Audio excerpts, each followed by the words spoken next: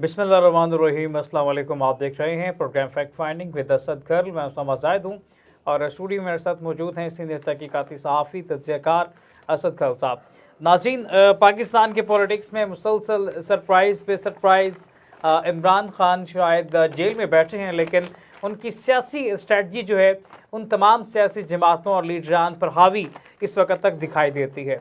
इमरान खान बज़ाहिर तो कैद के अंदर हैं, लेकिन अडयाला जेल में होते हुए शायद उनके पत्ते इतने मजबूत हुए कि तमाम सियासी पार्टियों का झुकाव तरीके इंसाफ की जानिब हुआ, क्योंकि इमरान खान ने इससे पहले बात की थी कि 8 फरवरी को वो प्लान सी सामने लेके आएंगे। प्लान सी की कामयाबी के बाद वो अगला प्लान जो है वो अवाम के सामने लेके आएंगे। प्लान सी था अवाम का बाहर निकलना, अवाम का वोट देना और अवामी मैंडेट के साथ तरीके इंसाफ का दोबारा उभार सामने आना। हमने देखा कि पाकिस्तान तरीके इंसाफ जिसको साइड लाइन लगाया जा रहा था, जिसका इजहार उनके मुखालिफ मोहम्मद जुबैर मुस्लिम लीग नून के रहनुमा वो खुद कर चुके हैं। उनका कहना था तरीके इंसाफ को हमने दीवार के साथ लगाने की कोशिश की और वो बयानिया जिसके साथ हमारे साथ थोप दिया गया कि हमारी बात हो चुकी है, उसने कहीं ना कहीं हमें कमज़ोर किया। यही इस तरह का बयान जुबैर साहब की जानिब से भी सामने आया। तलाल चौधरी साहब ने भी ये बात की कि हमारी जो बात हो गई है, साड़ी गल हो गई है। इस बयानिए ने मुस्लिम लीग नून के पर्चे उड़ा के रख दिए। लेकिन इस तमाम तर सूरत के बावजूद 2018 में एक सियासत हमने देखी जिसमें जहांगीर तरीन का जहाज उड़ा और कप्तान ने हाथ उठाकर कहा कि विकेटें गिरा दी गई हैं। कप्तान जो है वो इस चीज़ का इजहार अपने जलसों में करते थे, एम्पायर की उंगली खड़ी हो रही है, विकेटें गिरने जा रही हैं। जहांगीर तरीन का जहाज उड़ता, किसी एक आज़ाद उम्मीदवार को घेर के लाता, किसी और जमात के बंदे को घेर के लाता तो कहा जाता कि विकेट गिराई गई है। आज वही सिलसिला दोबारा से देखने में आया है। कई तरीके इंसाफ की विकेटें गिर रही हैं और मरीम नवाज साहिबा वो इस वक्त विकेटें गिरा रही हैं। और तरीके इंसाफ के एमपीओं की बड़ी तादाद जो एमपीएस हैं वो मरीम नवाज से मिले इस्तेकाम पाकिस्तान पार्टी में कुछ शमूलियत इख्तियार कर गए और कुछ मरीम नवाज की कश्ती में सवार हुए। वफाक में मुस्लिम लीग नून जो है वो बैठने से कतरा रही है, पीपल्स पार्टी कतरा रही है। तरीके इंसाफ की ख्वाहिश है कि अपोजिशन में बैठा जाए। फजल रहमान कहते हैं कि अपोजिशन में बैठा जाए। इस कुर्सी से दूर हट रहे हैं, जिसके लिए तमाम तर तगदो की गई है। पंजाब का मार्का जो है वो मरीम नवाज सर करना चाहती हैं। तरीके इंसाफ ऑलरेडी इस वक्त KPK के अंदर गवर्नमेंट बना चुकी है। पीपल्स पार्टी का मैंडेट सिंध के अंदर तस्लीम किया गया। अब सूरत हाल बड़ी दिलचस्प है। तमाम तर सूरत हाल पर बात करेंगे कि इस तमाम तर सूरत हाल में जब पंजाब और KPK सिंध बलोचिस्तान के अंदर तो अपनी जगह मनवा चुके हैं, खुद को बिठा चुके हैं, लेकिन वफाक से तमाम जमातें क्यों भाग रही हैं और क्यों भागना चाहती हैं? खल साहब क्या कहेंगे? पंजाब के अंदर मुस्लिम लीग नून जो है वो अपनी जगह बनाना चाहती है, KPK के अंदर तरीके इंसाफ सर उठाए बैठी है, लेकिन वफाक से इस वक्त तक क्यों भाग रहे हैं सारे? बिस्मिल्लाहिर्रहमानिर्रहीम। देखिए, मामला जो है जिस तरीके से दावे किए जा रहे हैं ना, उन दावों में भी अगर बात की जाए तो इतनी भी ज़्यादा चीज़ें नहीं हैं जिस तरीके से। अब देखें, PTI की जानिब से ये दावा किया गया प्रेस कॉन्फ्रेंस के अंदर कि हमने कौमी असम्बली की 180 सीटें ले ली हैं। ये दावा किन्होंने किया था? तहरीक इंसाफ ने। तहरीक इंसाफ ने। और ये कब दावा आया था उनका सामने? इलेक्शन के बाद। जब इलेक्शन हो गए उनके बाद पोलिंग मुकम्मल हो गई। पोलिंग मुकम्मल के बाद गैर हतमी और गैर सरकारी नताज आते रहे, फिर रुके, फिर उसके बाद डिले हुआ, फिर फार्म 45 तो सबके पास थे, फिर जमा तफरीक करके फार्म 40 की बुनियाद पर उनका जी हमारे पास ऐसी एविडेंस मौजूद है, फार्म 40 की अगर काउंट किया जाए और उसको 47 से मिलाया जाए और जो कि एज़ पर इलेक्शन एक्ट, तो लिहाजा हमारी जो सबूत है हमारे पास कि 180 सीटें हैं। ये पहला उनकी स्टेटमेंट आई। साथ उन्होंने कहा कि 60 कौमी असम्बली के हल्के, कौमी का गालिबन उन्होंने नाम इस्तेमाल किया यस भाई, क्योंकि अभी सारा फोकस कौमी पे चल रहा है। 60 हल्कों को हम चैलेंज करने जा रहे हैं। ठीक है। अब 93 सीट्स जो हैं वो उनके इलेक्शन कमीशन ऑफ पाकिस्तान के गैर हतमी और गैर सरकारी नताज के मुताबिक उनके हिस्से में आ चुकी हैं, जो कि उन्होंने क्लेम किया 180 का। ठीक है। और 60 सीटें जो हैं उनके ऊपर उन्होंने चैलेंज करने की बात की है। तो इसका मतलब है फिर 67 सीटें, यानी 7 इसमें कम है और 20 जो उन्होंने ज़्यादा दावा किया, यानी 67 सीटें। तो इसका मतलब है बनती हैं 67 से भी बल्कि कम बनती हैं, क्योंकि 3 इधर से अगर कम होंगी तो 60 अगर दावा वो करेंगे तो इसका मतलब ये है कि वो 53 सीटें जो हैं इसका मतलब है वो पीछे रह जाएंगी, वरना फिर 180 का जो दावा है वो काउंट पूरा नहीं होता। अच्छा, दूसरी जानब जो है नून लीग जो है वो तो खैर उसने धांधली के इल्ज़ाम तो नहीं लगाए, लेकिन हल्की फुल्की ढोलकी बजानी शुरू कर दी उन्होंने इस्टेब्लिशमेंट के खिलाफ। सही है। ज़्यादातर वो लोग हैं जो कि नवाज शरीफ साहब और मरियम साहिबा जो है उनके करीबी और बाएतमाद और उनके वफादार साथियों में जिनका शुमार होता था, और एक जो शैडो कैबिनेट थी नवाज शरीफ साहब की, जो मुजवजा वजारती उज़्मा में मुजवजा फाकी काबीना की, उस हवाले से और सबसे ज़्यादा जो टॉक शोज़ में बढ़ चढ़ कर नवाज शरीफ साहब और मरियम साहबा की हमदर्दियों में इस हद तक चले जाते थे कि रियासत मुल्क को भी वो दाव के लाने के लिए तैयार हो जाते थे, और इदारों को भी जिस तरह से तय बालो करने के लिए वो तैयार हो जाते थे, हर वक्त हम वक्त तैयार रहते थे। अब वो एक फरिश्ता, एक तो वो चले गए, उसमें ख्वाजा साद रफ़ीक साहब ने आज बहुत अच्छी बात की है, उनको हमें अप्रिशिएट करते हैं। पहले उन्होंने इब्दा अच्छी की, मुबारकबाद वाली, और उन्होंने अपना एक्सेप्ट किया रिजल्ट, अच्छी बात है। फिर उसके बाद आज उन्होंने कहा कि इस हालात के अंदर तमाम जमातों को मिलकर एक कौमी हुकूमत बनानी चाहिए। तो मैंने तो उस पर जवाब भी दिया था ट्वीट में कि इससे अच्छी तजवीज़ इस हालात में हो नहीं सकती जो कि स्प्लिट मैंडेट एक आया है, और इस वक्त जो अदम इस्तेकाम और मुआशी और सियासी है उसका, इसके लिए काश ये सारी सियासी जमातों के लीडरशिप की ये सोच हो जाए तो पाकिस्तान को अजीम तर मुल्क बनाने से दुनिया की कोई ताकत नहीं रोक सकती। अच्छी चीज़ को हमें अप्रिशिएट करना चाहिए, और को अगर बुरी चीज़ है तो उसको भी हाईलाइट करना चाहिए, लेकिन हमें ये भी देखना कि सबसे पहले पाकिस्तान है हमारे लिए, सबसे पहले हमारा मुल्क है, उसकी स्टेबिलिटी है, उसकी खुशहाली है, उसके बाद ये सियासी जमातें और उसके बाद ये सारे अमूर और हुकूमती और मामला आते हैं। सबसे पहले रियासत, सियासत बाद में आती है। तो लिहाजा में सबसे पहले तो रियासत जो है उसकी मजबूती की बात करनी चाहिए, और सॉलिडारिटी की बात करनी चाहिए, हमआंगी की बात करनी चाहिए। पोलराइजेशन जो हो चुकी है इंतहा पसंदी जमातों के अंदर, आज एक अच्छा जेस्चर आया है, चलें ठीक है, बाद में तरदीदें भी हो रही हैं कि बानी चेयरमैन PTI की मुलाकात के बाद जो बरिस्टर गौहर अली, जो शेर अफजल मरवत जो है उनकी जानिब से बरिस्टर है वो भी, और उसके साथ जो सैफुल्लाह खान जो है, जो गुफ्तगू की गई है, मेरा ख्याल है उसके अंदर उन्होंने भी काफ़ी ज़्यादा एहतजाज की जो तारीख दी है, मैं समझता हूँ इस हवाले से हमारा मुल्क कभी इस मोहतमल नहीं हो सकता। उसके लिए इदारे मौजूद हैं। अगर आप देखें GDA ने उधर से कॉल दे दी है, और थ्रेट अलर्ट्स हमारे पास मौजूद हैं, हम दिखा सकते हैं, लेकिन वो इंटेलिजेंस सीक्रेट रिपोर्ट्स हैं, तो उसके बुनियाद पर सिंध के अंदर बहुत सारे टारगेट हैं, उसकी वजह से उनको सारे पासेस सिक्योरिटी के जो जारी थे सिंध असम्बली के वो कैंसिल करने पड़े हैं, और उसके साथ साथ जो उन्होंने हलफ जो तकरीब है आपने नाम तो लिया। अच्छा, यहाँ पे शेर अफजल मरवत का एक पॉइंट सिर्फ यहाँ पे, जो मौलाना फजल रहमान के दस्ते रास्त जो सोमरो साहब ने एक निजी चैनल के प्रोग्राम में बात की कि अगर अक्सरियत नहीं है तो अस्करियत की जानिब जाएंगे, और प्रोग्राम में लाइव उन्होंने देखिए यही बात की है। इस पे तो मैंने आज ट्वीट भी किया है, और वॉइस न्यूज़ ने इस इशू को हाईलाइट किया है, और सबसे पहले और ख़बर देने का भी जिस तरह इजाज़ है उसी तरीके से ये भी एक इशू है, एक कौमी सलामती का इशू है, एक रियासत की रिट का इशू है, और एक नेशनल टेलीविजन चैनल पर बैठकर एक बंदा, वो कहते हैं ना खरबूजे को देख के खरबूजा रंग पकड़ता है, तो जो जिन पे इल्ज़ाम है, देखिए एक ही वक्त के अंदर मौलाना फजल रहमान साहब भी अगर डबल गेम कर रहे हैं या ब्लैकमेलिंग टैक्टिक्स यूज कर रहे हैं मुबैना तौर पर, अगर वो कर रहे हैं या नहीं कर रही है तो वो बता सकते हैं, लेकिन एक ही वक्त के अंदर दो चीजें नहीं हो सकती। सही है। एक तरफ वो कहते हैं कि आलमी इस्टेब्लिशमेंट जो है उन्होंने उनको हराया है।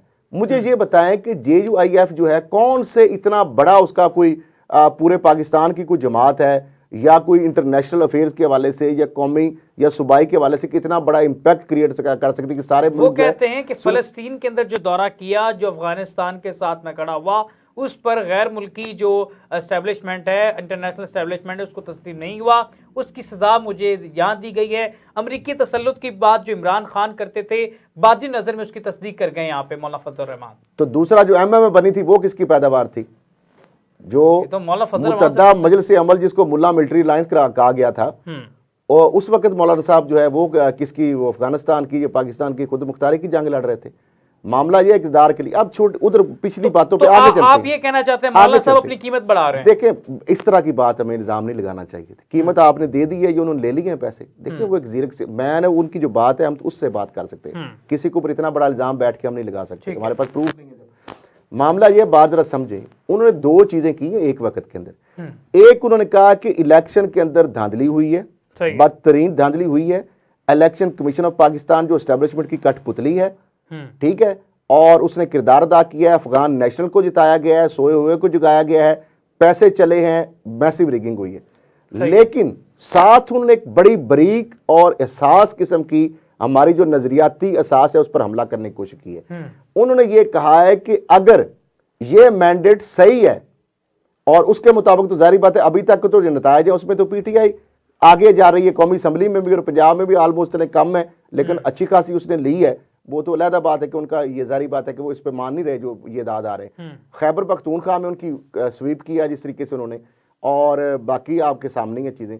अब मामला ये है कि वो ये कहते हैं कि इनको जो वोट मिला है और ये 9 मई वाले जो वोट जिनको मिला है, इसका मतलब ये है कि 9 मई के जो विक्टिम है, यानी ये पार्टी विक्टिम है ना, 9 मई की पीटीआई की विक्टिम है ना, कि यानी हमलावर या ये जो पीटीआई की पार्टी है, ये लोग जो हैं ये गद्दार हैं। एक तरफ तो उन्होंने ये कहा कि या तो ये अगर इलेक्शन का साथ देखें ना, मिला के किस तरह पड़ा, उन्होंने एक दुराए में खड़ा कर दिया हमारी रियासत पूरी को।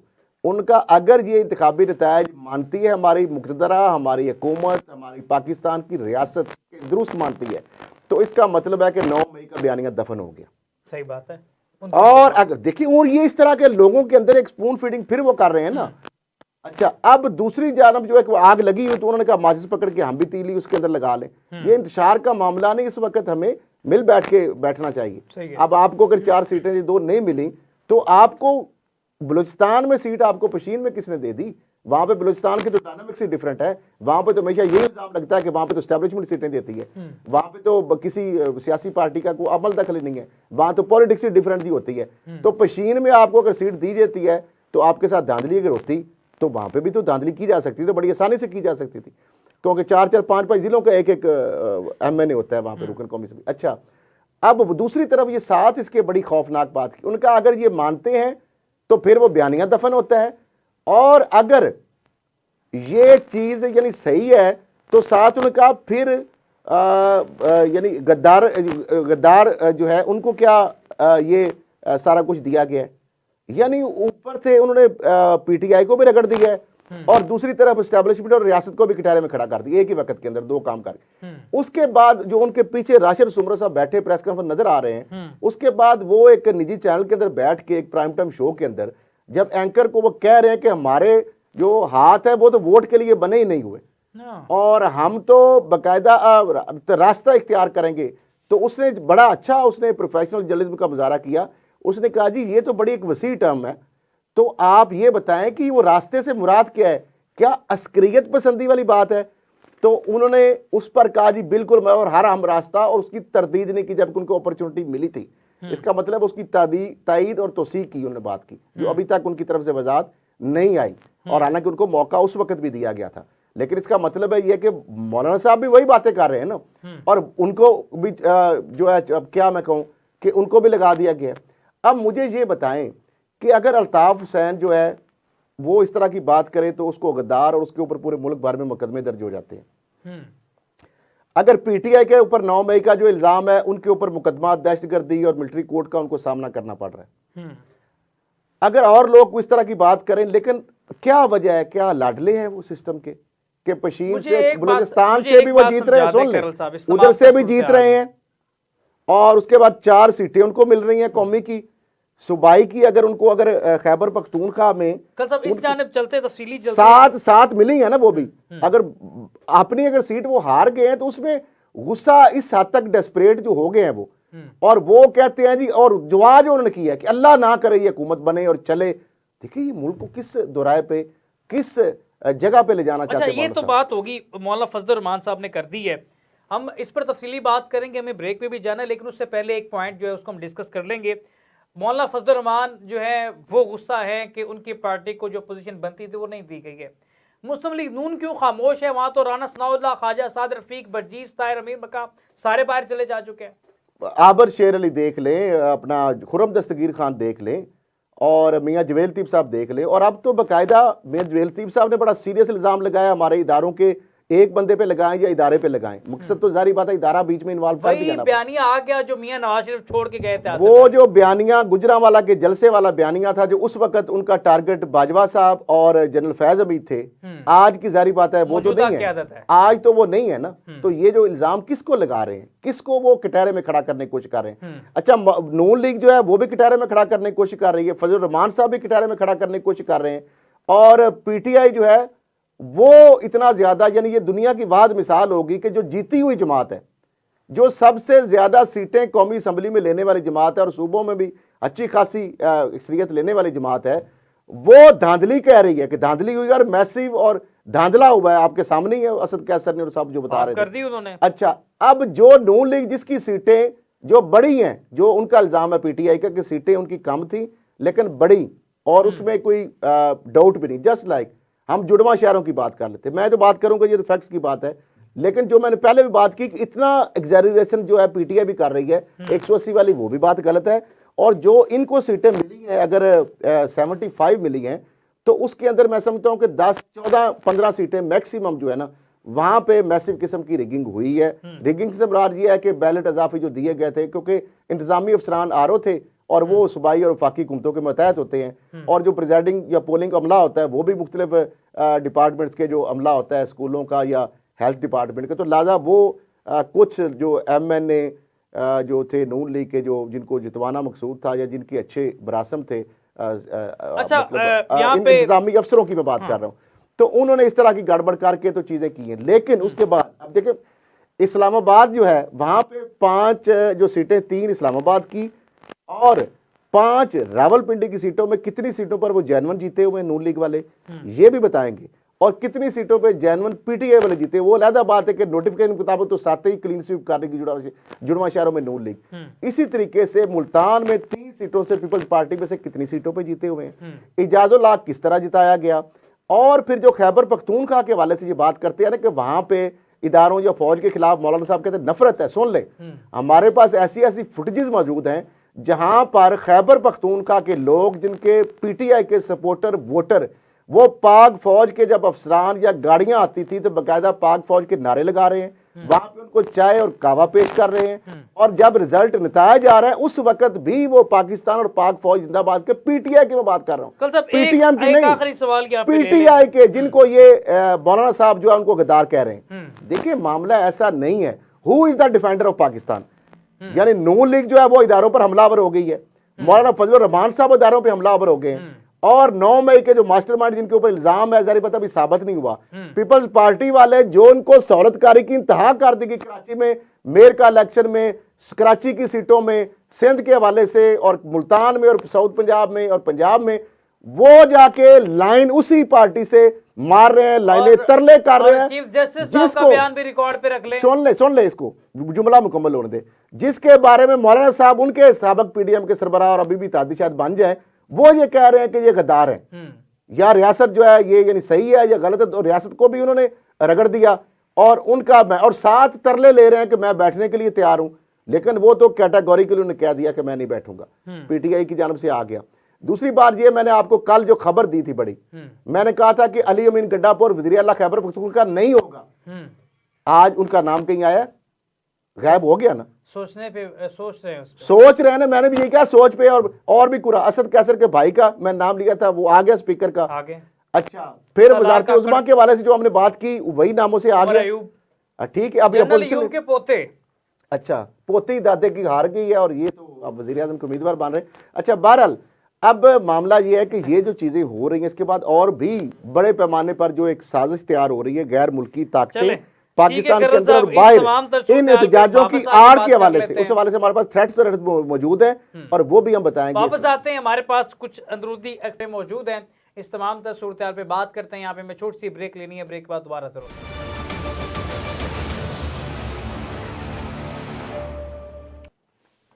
वेलकम बैक नाज़रीन। जिस तरह से बात जारी थी, तो देखिए इंसाफ इस वक्त मैदान में मौजूद है, उनके कुछ सीटों के हवाले से मुसलसल कुछ खदशात मौजूद थे। ऑन चौधरी ऑफ चौधरी हो गए हैं और जैसा कि उनका नोटिफिकेशन है मुअत्तल कर दिया गया है, और सलमान अकरम राजा की जो कामयाबी की पहली उम्मीद की तरह नजर आई है। खल साहब, इसके अलावा तहरीक इंसाफ की कौन सी सीटें मुतनाज़ हैं जो लगता है कि तहरीक इंसाफ को वापस मिल सकती हैं, और क्या इस वक्त की अंदरूनी इंसाइट क्या है? देखिए जी, यहाँ बैठ के मैं एक जजमेंट तो नहीं दे सकता, मैं कोई जज तो नहीं हूँ, लेकिन जो मेरे पास इंफॉर्मेशन है, जो ज़राए से और मुसद्दका ज़राए से या गैर मुसद्दका उसको कह सकते हैं, लेकिन मुझे 30 साल सहाफ़ती कैरियर के अंदर इस तरह के जो लोग या ज़राए हैं, मेरा नहीं ख्याल कि ठीक है एक आध खबर शायद बाउंस भी हो जाती है।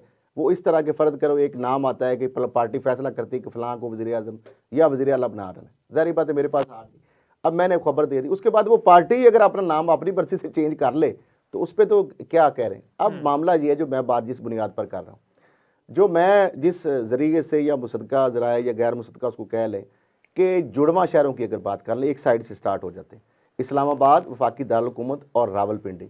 वफाकी दारुल हुकूमत से शुरू हो जाते हैं।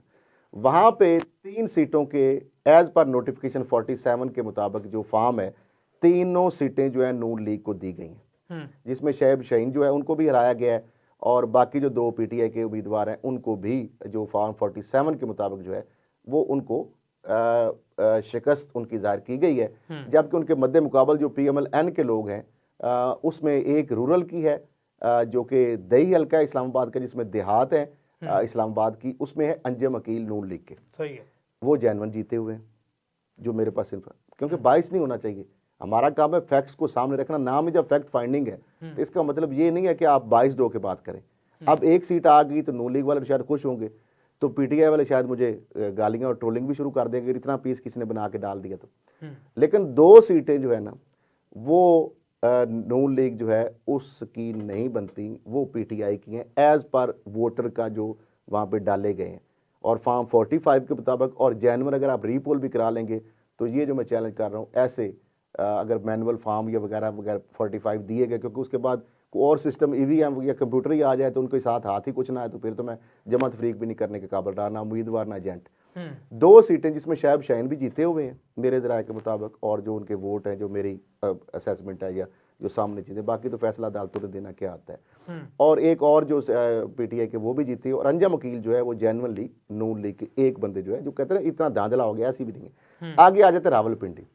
रावलपिंडी के हवाले से अगर बात की जाए तो उसमें 5 सीटें जो हैं, उसमें से 3 सीटें जेनुइनली नून लीग जीती हुई है। अब ये नून लीग के क्लिप इसको वायरल कर लेंगे, और 2 सीटें जो है वो जेनुइनली जो है वो पीटीआई के हमारे याफ्ता वो जीते हुए। सही है। तो बेसिकली इन 7 में से 4 सीटें जो है वो पीटीआई के हिस्से में आती हैं। अगर दोबारा रीपोल करेंगे तो सारी चीज़ें सामने आ जाएंगी, अगर शफाफ और अदालती या निगरानी में या मीडिया की निगरानी में कर लें। और 3 सीटें जो है वो नून लीग जीती है। अब आ जाते हैं सीटों की जो रिकाउंटिंग के हवाले से चल रही चीज़ें। ख्वाजा आसिफ साहब की विकेट उड़ने का शदीद इम्कान है। ख्वाजा आसिफ साहब की विकेट उड़ने का इम्कान है, क्योंकि ज़ाहिर बात एक हद तक चीज़ें हो सकती हैं ना मैनिपुलेट। ख्वाजा साहब क्योंकि पुराने खिलाड़ी हैं और काफ़ी ज़्यादा चीज़ें बैग शैग चीज़ें जमा तफरीक हो चुकी है। लाहौर से भी कुछ लोग गए हैं, जाने वाले लोगों का भी मुझे पता है कि उनको लाहौर से क्यों भेजा गया, ठीक है, ताकि लोकली वहाँ पे लीक ना हो जाए चीज़। तो बहरहाल वो 2-3 दिन तक ये सारा मामला चलता रहा, जमा तफरीक पूरी होगी है 47 के मुताबिक। लेकिन उसके बावजूद सच ही होता है और झूठ ही होता है।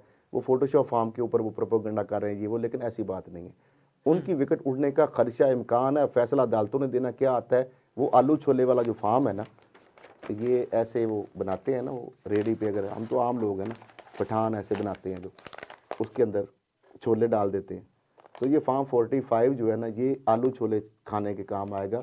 पानी वाले बेशक डाल लें, वो जो वो नहीं होते कि खट्टे मीठे वाले, वो वाले जब हम स्कूल एज में ये तो दूसरे वो जो खुश्क होते हैं, तो वो इसके अंदर पीटीए तो इलेक्शन कमीशन, तो फिर इलेक्शन कमीशन किधर खड़ी है? आगे में आप आलू छोले डाल रहे हैं, आगे सुनते तो जाएं, आप सुन लेना पहले। आप वीपी की स्टेटमेंट आधी बात मेरी मुकम्मल हुई नहीं अभी, जो कि कोई अच्छी बात है तो वो भी बताए ना कि ये जो रिजल्ट आप बैठ के बता रहे हैं कि जेन्युइन सीटें नून लीग क्यों हैं और ये जेन्युइन पीटीआई की सीटें हैं, तो ये इलेक्शन कमीशन का ये प्रोसेस ट्रांसपेरेंट था। फॉर्म 45 जारी किए गए और आज बैठ के वो उम्मीदवार और हम बैठ के ये ढिंडोरा पीट रहे हैं कि जनाब देखिए वो जीत गए और ये हार गए। ये फॉर्म को इंडिया वाले आके दे गए थे इनको, पीटीए वालों को। भाई उसी प्रिजाइडिंग ऑफिसर ने, पोलिंग अमले ने, जो इलेक्शन कमीशन ने तैनात किया था, उन्होंने दिए थे ना साइन करके सारी पार्टियों को। अब सारी पार्टियां तो एक जैसे नहीं फोटोशॉप बना लेगी ना मुख्तलिफ एजेंटों को। उसके बाद 47 अगर चेंज हुए हैं या बैलेट पेपर के अंदर ऊपर नीचे, या अब क्या वारदात यही डालेगी कि डबल ठप्पे लगा लिए, पीटीए के चेयरमैन का नाम लिख के जिंदाबाद लिख दिया, डबल क्रॉस कर लिया, एक हद तक कर सकते हैं ना, उसमें ज़ाया हो जाए ताकि वोट, यानी उसके ऊपर जो उनका निशान है इंतखाबी जो भी उसके उम्मीदवार का था, डबल स्टैंप कर दी, ज़ाया हो गया वोट। उसके बाद ये है कि वो एक साइड पे लगा दी या नारे लिख दिए कोई इस तरह के, ठीक है। कुछ आप ज़ाया करेंगे फाड़ेंगे तो वो रौला पड़ जाएगा, क्योंकि वहाँ पे जितनी कापियाँ के पोर्टफोलियो भी हैं, एजेंट भी मौजूद है, वो कहेंगे जनाब 1300 वोट हैं, 100 वोट कितने गया, रौला पे आ जाएगा उसे। अच्छा, इसी तरीके से अब 1300 वोट के अंदर जो डबल मोर वाला है उसको तो नहीं वो बेचारे रौला कर सकते ना, वो तो कहेंगे जी आपके बंदे जिस बात में आके नारे लिखते रहे तो इसमें ये तो वोट ज़ाया हो जाता है। बाहर इस तरह की ब्रीक वारदातें डाली, लेकिन उसके बावजूद पूरे नहीं हुए, फिर बाद में बैलेट पेपर जिए, फिर गए, फिर थैले हुए, फिर पूरे हुए, बंदों को बुलाया गया, 3-3 2-2 रास्ते जाके लोग स्यापा पड़ा रहा है, प्रिजाइडिंग अफसर को, रिटर्निंग अफसरों को, और जो उम्मीदवार हैं उनके एजेंटों को, और जिस जगह पे जहाँ पे बैठ के वो सारी अब थैले शैले बराबर हो गए। लेकिन ओन चौधरी का मामला जो है उसमें भी विकेट उड़ने का खदशा है, और जो फैसल वाडा साहब ने कहा कि 4-5 फेज सेविंग के लिए, ये उन्होंने कहा है कि मे भी फैसले आ जाएं और रिवर्स हो जाएं चीज़ें, ये बस 4-5 ही हैं, 4-5 होंगी। अच्छा, गिलानी साहब जो हैं उनके माशाल्लाह वो उनकी विकेट उड़ी हुई है मेहरबानों से, और जो फार्म एक दफ़ा आपका सिस्टम बंद इसीलिए था कि वो जो फार्म अपलोड प्रिजाइडिंग अफसर या रिटर्निंग अफसर कर रहे थे, ये कौन कर रहे थे, ये तो मानसरा वाला 15 NA का बता देगा बंदा किसने फार्म वहाँ पे किया है, रिटर्निंग अफसर ने जारी बातें किया होगा, वही कर रहे हैं, तो बाकियों पे भी कर ही सकते थे ना, वो नवाज शरीफ वाला जो कर दिया फौरन जल्दी से आ गया था ECP की वेबसाइट पे। अच्छा, अब ये है कि वहाँ पे फॉर्म खत्म हो गए, जब उन्होंने डाले, जो जितने वोट डाले थे कि शायद इतनी लीड आ जाए, वो वोट उससे बहुत ज़्यादा चले गए मेहरबानों के, अब जमा तफरीक हो रही थी, फॉर्म खत्म हो गए, वो 47 पहले डाउन अपलोड हो गया, उसके बाद फिर वो जमा तफरीक की गई, तो अफरा तफरी पड़ गई। अच्छा, इस तरीके से अब्दुल कादिर, हाँ जी, करना पड़ा ना, फिर मैंने आपको बता दिया, अब्दुल कादिर गिलानी जो, क्योंकि फॉर्म 40 पहले अपलोड हो गया ना रौला, ताकि पक्का हो जाए काम, पेंशन लग जाए। अब्दुल कादिर गिलानी जेनवन जीते हुए, और अली मूसा गिलानी जो है उनके ऊपर भी इस तरह इजाजुल हक साहब जो है वो बड़ी भारी अक्सरियत से हारे हुए हैं, बसरा साहब जीते हुए हैं, तो वो जाके पाँव शाँव पाड़ के दाएं बाएं उन्होंने करके अपना काम सीधा करके हुए फिलहाल किया, पेंशन लगा के, और सिग्नल उधर पीटीए की तरफ से भी चल रहे हैं। निशान खड़ा कर दिया। अच्छा, वो दोबारा करा लें जी, मैं चैलेंज दे रहा हूँ। अच्छा, और बहुत सारी चीज़ें एविडेंस है, उसकी बुनियाद पर डब्बे ले जा रहे हैं, आ रहे हैं, सारा कुछ हो रहा है, ठीक है। अच्छा, उसके बाद आ जाते हैं जमशेद दस्ती साहब। जमशेद दस्ती साहब, आपको पता है बहुत सारी चीज़ें, अब वही एस्टैब्लिशमेंट की कितनी खिलाफ बातें उन्होंने की हैं, इससे ज़्यादा कोई बंदा कर सकता है? नहीं कर सकता। तो फिर अगर एस्टैब्लिशमेंट ने धांधली करनी होती तो जमशेद दस्ती साहब क्यों जीते हैं? क्या उन्होंने नून लीग जो है उसको ज्वाइन किया? क्या वो लौटे हुए हैं? नहीं। क्या वो पीटीआई छोड़ेंगे? नहीं। तो फिर वो भी तो जीते हैं ना। मौलाना फजलुर रहमान साहब बलूचिस्तान में जीते हैं, जबकि बलूचिस्तान में तो डायनामिक्स ही डिफरेंट है, लेकिन उसके बावजूद उनको अगर रोका या एस्टैब्लिशमेंट अगर होती उसके पीछे, तो फिर उधर से भी उनको हराते ना। 60 सीटें खैबर पख्तूनख्वा में JUIF ने ली हैं, तो वो अगर एस्टैब्लिशमेंट वहाँ पे या कपला या करती तो वो 60 सीटें किस तरह उनके पास आ जाती, ठीक है ना। तो मामला ये है कि ऐसे बात नहीं है जिस तरह हम कर रहे हैं, कुछ हद तक वहाँ कराची के अंदर हुई हैं, पीपल्स पार्टी की सीटें जो है ऊपर नीचे हुई हैं, MQM के वाले से चीज़ें हुई हैं, अब नॉर्मल है चीज़ें बहुत सारी, लेकिन जो बातें हैं लाहौर के वाले से भी हल्के जो हैं कुछ के अंदर जो है इशूज़, तो मैं ये नहीं कह रहा कि बहुत, लेकिन इतने भी बुरे नहीं हुए जो आप कह सकते हैं कि जो कि इतनी ज़्यादा, मैं बताया ना। तो मौलाना फजलुर रहमान साहब जो बार बार कहते हैं, अभी बयान दे दिया कि माफ़ करके आगे बढ़ना चाहते हैं या नहीं चाहते, ये आर्मी चीफ से पूछें, तो मौलाना साहब इस तरह की क्यों बयानबाजी कर रहे हैं इस वक्त? देखिए, मौलाना साहब ने हमेशा मैं कहा कि अपना वो कद और अपनी एग्जिस्टेंस, घरों में जिस तरह बच्चे होते हैं ना, तो एक आध बच्चा ऐसा होता है कि जो अपनी अटेंशन सीकर होता है, और वो इस तरह की हरकतें करता रहता है कि जिस वजह से सारे घर वाले उसी की तरफ मुतवज्जा रहें, ताकि एक आध होता है वो घर में कोई बच्चा कोई ना कोई इस तरह, किसी के नहीं होगा लेकिन कहीं होते भी हैं इस तरह की शरारती, या जो भी नोटी कह या क्यूट कह दें, जो भी इस तरह की। तो मौलाना फजलुर रहमान ने तो मौलाना साहब भी सियासत वो कहते हैं कि जनरल बाजवा के कहने पर हम अदम एतमाद लेकर आए। देखें, क्यूट बच्चा तो उनको नहीं कह सकते, लेकिन सियासत के बड़े माशाल्लाह वो सुरखेल हैं, जीरक हैं, सियासतदान हैं, और उड़ती चिड़िया के पार गिनने वाले हैं वो। और जो बाजवा साहब के कहने पे अगर वो बतौर पपेट यूज़ हुए हैं, तो फिर वो सियासतदान या जमहूरियत पसंदी वाली बात जो है, या वोट को इज्जत दो वाली बात है, वो तो बयानिया खुद दफन कर रहे हैं। अब किस तरफ जाएं? एक तरफ अगर आप बाजवा साहब जो है उनके कहने पे अगर आप एक सियासी एक्टिविटी जो है उसके अंदर उनके खिलाफ इस्तेमाल होते हैं, और दूसरी तरफ से फिर आप ये एक्सपेक्ट करते हैं कि वो फिर दोबारा जो इस्टेब्लिशमेंट है वो आपको सीटें आपको जिता के दे, तो वो तो नहीं हो सकता ना। जो साथ आपकी मेहनत थी मिल गई। और दूसरा आपने इल्ज़ाम जो लगा रहे हैं, हाँ, लेकिन एक बात है कि चले इस पे बात फिर कि मौलाना साहब जो कह रहे हैं उसमें क्या सही है या क्या गलत है, लेकिन बहरहाल वैसे लगता नहीं आपको कि मौलाना साहब जो भी इकदाम उठा रहे हैं इमरान खान के नजरिए को मजबूत कर रहे हैं? अच्छा, मुझे ये बताएं कि एंटी वो है ना नजरिया उनका, बिल्कुल एक्सट्रीम लेवल पे, हाँ, एक्सट्रीम लेवल पे, तो फिर उनको तो ज्यादा सीटें देनी चाहिए थी ना। एस्टेब्लिशमेंट अगर करती मनूवरिंग, तो वो तो फिर उनको ज्यादा मजबूत बना के खैबर पख्तूनख्वा में उनकी हुकूमत बल्कि बनाने के करीब उनकी सीटें देनी चाहिए थी, ताकि उधर से केपीके से भी आउट हो जाती पीटीआई। अगर एस्टेब्लिशमेंट इसके पीछे होती तो फिर इनको ज्यादा सीटें देनी पड़ती ना। तो फिर आपको लगता है कि एस्टेब्लिशमेंट इन सब के पीछे नहीं है, सियासी जमातें अपने मुफाद के लिए कार्ड खेलती हैं? हाँ जी, अब देखें ना, एमक्यूएम जो है वो उधर से आज धमकी लगा दी है कि अगर आप बंदे के पुत्र नहीं बनेंगे तो फिर जो है, क्योंकि उनको अब मसला ये है खड़र साहब फिर अपने इदारों को कमजोर करके सियासी मुफाद के लिए इसको इस्तेमाल ये कर रहे हैं। वही मसला मैं कह रहा हूं कि ये जो हमारे सियासतदान है बदकिस्मती से, अब मैं किसी के बारे में क्या कहूं,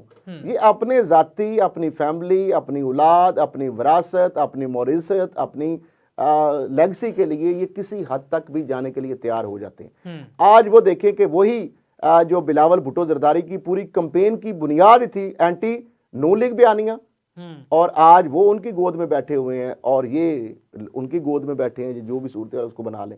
और इसी तरीके से वो सिस्टम को नाम कभी बेसिकली जूमानी तरीके से सिस्टम कह के बाद में नून लीग का या हुकूमत का फाकी या निगरान का कह देना, लेकिन आपको पता है सबको वो जो इशारे किनाई उनके हो रहे थे वो बेसिकली, चूंकि नदीम अफजल चांद ने भी कहा कि जी हम सिस्टम और नून लीग और ये सारा इनके खिलाफ जीते हैं और इसकी भारी हमें कीमत देनी पड़ेगी। तो मसला ये एक नैरेटिव बिल्ड करने की कोशिश कर रहे हैं शायद कि हमारे रियासती इदारों के खिलाफ पाकिस्तान की अवाम अक्सरियत ऐसी जो है सोच है उसके अंदर, लेकिन ऐसी बात नहीं है। जहाँ पे एक्सट्रीम लेवल की सबसे ज़्यादा सीटें पॉपुलैरिटी ग्राफ मॉरल हाई था, वहाँ पे मैं बता रहा हूँ कि मैं आपको फुटेज जहाँ पे शेयर हम कर सकते हैं कि जिसमें बाकायदा हमारे फौजी जवानों के बारे में जब उनकी गाड़ियाँ जा रही थी वहाँ पे जब पोलिंग का अमल हो रहा था और उसके बाद नतायज आ रहे थे, और ये सारे प्रोसेस के दौरान कई जगहों पे बाकायदा उनकी खातर बाकायदा लोग, जिस तरह आपको पता पाक फौज के जवानों को जब सलाम जब मशकों में जाते थे सर्दियों के दौरान, जब गंदम की फसलें तैयार बिल्कुल बुआई की होती थी, और उस वक्त ये सारी चीज़ें, अब तो काफ़ी अरसा हो गया कम जाते हैं मशकों पे, ऑपरेशनल कास्ट बहुत ज़्यादा बढ़ जाती है चीज़ें।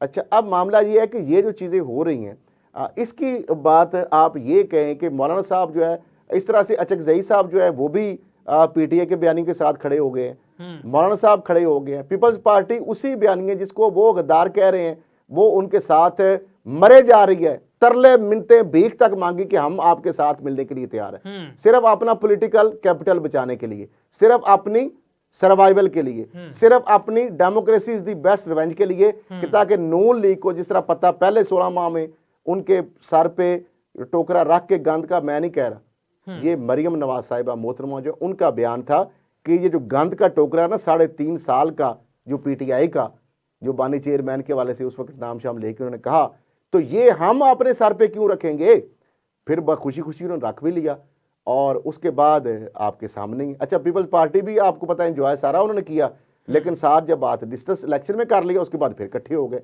अब मुझे ये बताएं कि आप एक ही वक्त के अंदर आवाम को किस तरह इतने रूप आपके हो सकते हैं, यानी रेशमी गुलाब खूबसूरत के आप चेहरों पे चढ़ा के और कभी आप विलन बन के आ जाते हैं पीडीएम के जरिए, इलेक्शन में जाके आप रेशमी गुलाब पहन के उनको विलन बना के अपने आप को हीरो बनाने की कोशिश करते हैं। जो ही आप आवाम को आपको वोट देते हैं तो जब निकाब उतरता है तो वही पुराना विलन की शक्ल आ जाती है और फिर इकट्ठे आप नजर आते हैं। तो ये जो आप जिस तरह आवाम को समझ रहे हैं कि ये भेड़ बकरियां हैं, ऐसी बात नहीं है। अब जाम कमाल भी कह रहे हैं कि आवाम का शऊर उजागर हो चुका है। अब मुझे ये बताएं कि ये साहब एक बात यहाँ पे प्रोग्राम का टाइम कम है, कुछ इनसाइड अपने नाजरीन को दे दे। असद कैसर ने आज बानी पीटीआई इमरान खान से मुलाकात की और उसके बाद अडयाला जेल के बाहर गुफ्तगू करते रहे हैं। उसमें उन्होंने मुख्तलिफ तरह की गुफ्तगू की, तमाम सियासी जमातों से बातचीत करने के हवाले से उन्होंने प्लान वाजे किया। जमात इस्लामी तो इनकार कर गई, वो कहती है कि वफाक की सतह पे आप इत्तेहाद करें तो ठीक है, केपीके के अंदर आप मखलूत जो है हमें एक इत्तेहाद दें तो वही हमें नामंजूर है। क्या उनको हुकूमत देने सीटें इनके पास कितनी है? तो वो कहते हैं सिर्फ केपी के अंदर आप एहतियात करते हैं, ऊपर जाके आप एमडब्ल्यूएम के साथ बैठ रहे हैं पवाक के अंदर। नहीं तो ये भी तो सारी सारी चीजें ये तो फिर देखनी है ना, म्यूचुअल अंडरस्टैंडिंग तो होनी चाहिए, इसमें तो कोई बात नहीं, हर पार्टी का देखिए तो अब क्या लगता है देखिए आप असद कैसर साहब के ऊपर कर सकेंगे तरीके से? देखिए आज ही जब तहरीक की इन्होंने क्या कि हफ्ते को हम ये एहतजाज कर रहे हैं, जीडीए पहले कर रहे हैं और थ्रेट अलर्ट मेरे पास मौजूद हैं जो कि इंटेलिजेंस एजेंसीज के हवाले से वहां पे मुख्तलिफ इंस्टॉलेशन के ऊपर, साज तनसीबात के ऊपर, हमलों के हवाले से, कार्रवाई के हवाले से थ्रेट अलर्ट मौजूद है, मेरे ट्विटर हैंडल पे पड़ा हुआ आप देख सकते हैं। और जीडीए ने बकायदा कहा कि लाखों लोग निकले और थ्रेट अलर्ट में लगा के ट्वीट भी किया, टाइमलाइन पे देख सकते हैं कि ये अब जो मुल्क दुश्मन कूदते होती हैं ना और उनके स्लीपर सेल्स होते हैं और जो उनके सहूलतकार होते हैं, फैसिलिटेटर और बाहर के और सारी चीजें, वो इस वक्त एक्टिव हो जाती हैं और उनको मौका, क्योंकि हमारी जो लॉ इन्फोर्समेंट एजेंसीज हैं, इंटेलिजेंस इदारे, सारों का ये इस तरह की सिचुएशन के ऊपर जो नजर होती है और इधर इन्वॉल्व होते हैं इन चीजों की एक्टिविटीज की वजह से, उनको मौका मिल जाता है इन मॉब के अंदर आके वो फिर एक्टिविटीज करते हैं। अब इसलिए मॉब को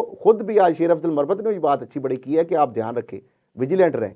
जीडीए जो है वहां पे उन्होंने रोड ब्लॉक करके वहां पे सिंध के अंदर गदर मचा हुआ है, वहां पे इन्होंने कर देंगे। देखिए हफ्ते को फिर दुनिया के अंदर एक बैड इमेज पाकिस्तान का जाएगा पूरी दुनिया के अंदर, तो हम क्या पेश करना चाह रहे हैं। देखिए हमारे पास फॉरम मौजूद है, इलेक्शन कमीशन मौजूद है, अदालतें मौजूद है और मैंने बताया सीटों में इतना बहुत ज्यादा फर्क नहीं है। ज्यादा अब ये समझते हैं कौमी हुकूमत वाली जो बात है उसकी जो साद रफीक चले उसको भी छोड़ दे, मैक्सिमम यही है ना कि आप कौमी असम्बली के इलेक्शन दोबारा करा लें, अदलिया की निगरानी में आप 15 रोज के अंदर करा ले, लेकिन इतने अरब रुपए कि आप मुतमल दुनिया में जाकर नसाई बनेगी, क्या चीजें करेंगे आप, किस हद तक हम जा रहे हैं। हम जो है जिस तरह आप जिसका मैंडेट है या जो इसको एमिकेबली सारे मिलकर पाकिस्तान को इस बुरान से निकालने के लिए हमें सबको मिलकर जो है बैठना होगा और सर जोड़ने होंगे और मुल्क के वसीतर मफाद की खातिर। अगर इस तरह था, अब देखें पीपल्स पार्टी से बात की तो पीपल्स पार्टी ने तो शुरू में कोशिश की, लेकिन वो भी खैर बात जो है नून लीग कहती है हमारे साथ डिच कर रहे हैं। एक तरफ वो कहते हैं कि हम इसलिए वोट शहबाज को देने की बात की और सारे आईनी को खुद लेके देखे ना किस तरह गिव एंड टेक करके तो उल्टा हाथ झाड़ के निकल रहे हैं कि हमारा तो कुछ नहीं, कि स्पीकर हमें दे दो, सदर हमें दे दो, चेयरमैन सेनेट हमें दे दो, बलूचिस्तान के चीफ मिनिस्टर हुकूमत दे दो, पंजाब में हमें शेयर दे दो, सीनियर मिनिस्टर गवर्नर, इस तरह की चीज़ें दे दो। और उधर वहाँ पे कामा कमेटियों के चेयरमैन मेंबर भी हमारे होंगे और चीफ इलेक्शन कमिश्नर और चारों मेंबर जो सूबाई हैं वो भी हमारे होंगे, चेयरमैन नैब भी हमारी मर्जी से होगा, जो भी यानी आप अपोजिशन लीडर को भी होगा, लेकिन आप हमारी मशावरत से नाम वो देंगे जब तक हम कंसेंसस। और फिर ये सारी चीज़ें, अब मामला ये है कि ये जो सारी चीज़ें हो रही हैं उसके बाद नून लीग को डिच बजाय कहते हैं हम ब्लैकमेल इसलिए नहीं कर रहे, इनको ओपन कर दिया है कि ताकि पीटीआई के साथ ब्लैकमेलिंग का शिकार ना हो। पीटीआई ने मांगी है स्पीकरशिप नून लीग से, उन्होंने मांगी है चेयरमैन सेनेटशिप, उन्होंने मांगी है कोई पंजाब हुकूमत का, क्योंकि उस हिसाब से पीपल पड़े तो बहुत ज्यादा है ना, फिर मांग सकते हैं, गिव एंड टेक कर सकते हैं ना कि सदर हमारा वज़ीर-ए-आज़म आपका, वो तो पोजीशन में है ना, लेकिन वो तो पोजीशन में है। लेकिन पीपल्स पार्टी इधर से पतली गली से और चोर दरवाजों से जब नहीं हुआ सिग्नल, उसके बाद फजल रहमान साहब पीछे मरे जा रहे हैं, वो खुद ही कह रहे हैं कि जनाब हम मिले, अब उनको वो तो मरे जा रहे हैं क्योंकि इक़्तिदार की खातिर आपको पता है उन्हें कहीं ना कहीं बैठना होता है। और जाहिर बात है मुझे नहीं पता, लेकिन उनका जो माजी की रवायत जो पस मंजर है उससे तो यही चीजें नजर आ रही हैं। ईवान सदर की जो सीट है उस पर भी उनके बारे में लोग बातें करते हैं, पता नहीं उनकी ख्वाहिश नहीं होगी, खुद इसका इज़हार कर चुके हैं। अच्छा बहरहाल मैं अच्छा उसके बाद खैबर पख्तूनख्वा के वाले से मे भी वो गवर्नर भी मांग रहे होंगे और 60 सीटों के साथ वो मे भी ये भी कह देंगे कि मुझे कुछ सीनियर मिनिस्टर पता नहीं क्या क्या दे दी जाए, पीटीआई से बड़ा फिर लंबा चौड़ा मांगेंगे ना चीजें, और कौमी असम्बली में भी। तो वो बेसिकली चाहते हैं कि पीटीआई का जो पॉलिटिकल कैपिटल है ना उसको किस तरीके से इंटैक्ट करें, क्योंकि उनको पता लग गया है कि पीटीआई का जो बयानिया है वो चल गया है, मजबूत है, और हमारा जो बयानिया वो पिट गया है। दूसरी तरफ जो दावर एंड कंपनी है वो उधर हार गए सीटें, अवाम ने उनको मुस्तरद कर दिया है कि ये तो गैर मुल्की जो भी है इनके मसले मसाइल जो इनके ताने बाने, तो लादा वो अलहदा से वहां पे फायरिंग सीधी और करके तमाशे कर रहे हैं, वो लॉ इन्फोर्समेंट एजेंसीज के लोगों को, पुलिस के वाले को जख्मी कर रहे हैं। और उस उन्होंने तो फिर भी आगे, वरना कुछ भी इनकाउंटर में तो फिर क्या होता है कि कौन बचता है कौन मरता है। तो मसला ये है कि ये जो सारी चीज़ें हो रही हैं और मुल्क को एक इंतशार और इस तरह की एक बेयकीनी की और अनसर्टेनिटी की तरफ आप ले जा रहे हैं। ये क्या अच्छा 38 अरब डॉलर जो है हमने देना है जो IMF कर्जे हमारे ऊपर 38 अरब डॉलर। अच्छा फिर हमारा 8 अरब डॉलर जो है वो सऊदी अरब का हमारे ऊपर हो गया है। जो दुबई UAE वाला है वो मुतहदा अरब अमारात के वो उन्होंने रोल ओवर हमने किए हैं 1-2 साल करवा के, वो 1-2 अरब डॉलर हो गया है। चाइना के हमने 1-2 अरब डॉलर से ज़्यादा उनके देने हैं।